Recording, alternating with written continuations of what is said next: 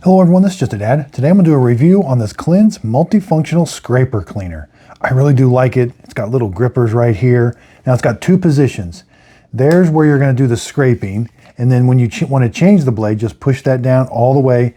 This is how you change the blade. You're going to pull it out to the side and push it in like that, and then push it here. That's the locked position so that you can really do some hard scraping. Push that button again and it stows it. That way it's not going to cut you. Now here's where you can store some extra blades. I really like this little storage area. Now right here, be careful. You're going to peel this up just a little bit, it's a little hinge. And there's where it keeps the extra blades. And you can also put the used blade there when you're done to help. And then just stores right here.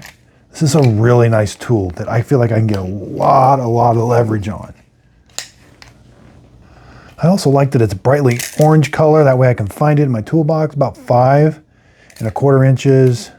Oh, 1 7/8 about that way. Not super thick, about 1/2 inch thick.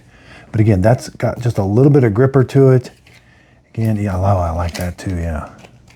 And again, the first position, I can really get some nice scraping with it. So I hope this video helps. Thanks everybody for watching.